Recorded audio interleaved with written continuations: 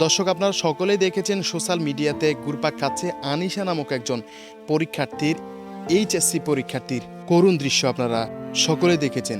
মেয়েটার বাবা মারা গেছেন, মা স্ট্রোক করেছেন, মাকে হসপিটাল রেখে পরীক্ষার হলে আসতে আসতে একটু দেরি হয়ে গেছে, যার কারণে তিনি টাইমলি হলে ঢুকতে পারেননি। সেজন্য তাকে পরীক্ষা দিতেই দেয়নি বা তাকে পরীক্ষার হলে ঢুকতে দেওয়া হয়নি। মেয়েটার করুণ চাহনি, মেয়েটার কান্না, মেয়েটার আকুতি খুবই কষ্ট এবং বেদনা বিদুর। যে শিক্ষা মানুষ গ্রহণ করে মনুষ্যত্বের জন্য, মানবতার জন্য, মানুষের জন্য, সেই শিক্ষাতেই যদি মানবতা না থাকে, মনুষ্যত্ব না থাকে, তাহলে সেই শিক্ষা কি জন্য? মেয়েটার অসহায়ত্ব, তিনি তার মাকে হসপিটালে রেখে এসে পরীক্ষার হলে আসছে, এই বিষয়টা চিন্তা করে মানবিক দিক বিবেচনা করে তাকে তো পরীক্ষার হলে ঢুকতে কিংবা পরীক্ষা দিতে দেওয়াই যায়। কিন্তু আমাদের বাংলাদেশের আইন, বাংলাদেশের নিয়ম, বাংলাদেশের সিস্টেম অনুযায়ী তাকে পরীক্ষার হলেই ঢুকতে দেওয়া হয়নি এবং মেয়েটা পরীক্ষা দিতে পারেনি।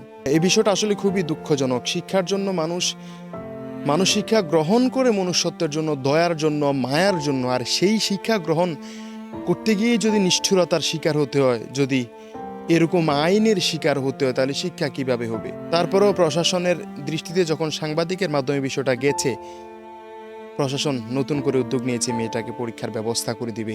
এটার জন্য ধন্যবাদ জানাতেই পারি প্রশাসনকে। কিন্তু বাংলাদেশের সিস্টেম শুধু এখন না, এর আগেও আমরা দেখেছি নানান কারণে অনেক শিক্ষার্থী নানান বড় ধরনের সমস্যার কারণে কিন্তু তারা হলে আসতে একটু লেট হয়ে যায় কিংবা একটু সমস্যায় পড়ে যায়। ঢাকা শহরে যে জ্যাম, অনেক সমস্যা হয়, কিন্তু যারা প্রশাসন আছেন, যারা পরীক্ষা নিয়ন্ত্রণ কমিটি আছেন, তারা কিন্তু সদ্ব্যবহার করেন না। তারা কিন্তু শিক্ষার্থীদের সাথে ভালো আচরণ করেন না, তারা শিক্ষার্থীদেরকে হলে ঢুকতে দেয় না। অথচ শিক্ষার্থীর সকল দৃষ্টি বিবেচনা করে, সকল সমস্যার কথা চিন্তা করে, অসহায়ত্বর কথা চিন্তা করে শিক্ষার্থীকে হলে ঢুকতে দেওয়া কিংবা পরীক্ষা দেওয়া একটা মনুষ্যত্ব, একটা মানবতা। আর সেই শিক্ষকদের মধ্যেই সেই মানবতা নেই। শুধু আনিশার ঘটনা না, আমরা দেখি যে পুরো বাংলাদেশে সারা বছর নানানভাবে, নানান ঘটনার কারণে, নানান সমস্যার কারণে দু একজন করে হলেও পরীক্ষার্থী পরীক্ষার হলে যেতে দেরি হয় কিংবা পরীক্ষা দিতে একটু লেট করে যেতে হয় বাধ্য হয়ে। তারা কেউ চায় না ইচ্ছা করে পরীক্ষার হলে দেরিতে যেতে, নানান সমস্যার কারণে হয়ে যায়। কিন্তু আমাদের আইন, আমাদের সিস্টেম, আমাদের নিয়মের কাছে পরীক্ষার্থীরা অসহায় হয়ে যায়, তারা পরীক্ষা দিতে পারে না। আনিশার ব্যাপারেও সেই ঘটনা ঘটেছে।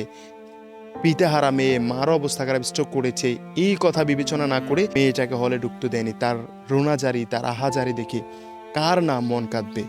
তবে প্রশাসনকে ধন্যবাদ যে পরীক্ষা তার নতুন করে নেওয়ার একটা চিন্তা ভাবনা করেছে।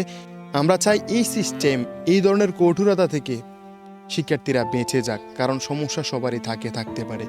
সেজন্য যে কোনো মনুষ্যত্ব, কোনো মানবতা থাকবে না, সেটা তো হতে পারে না। আমরা চাই সকল ধরনের জরাজীর্ণতা দূর হয়ে সকলেই সকলের কথা বিবেচনা করে মানবতার জয় হবে, মনুষ্যত্বের জয় হবে, সকলেই সকলের প্রতি উদার ভালোবাসা থাকবে।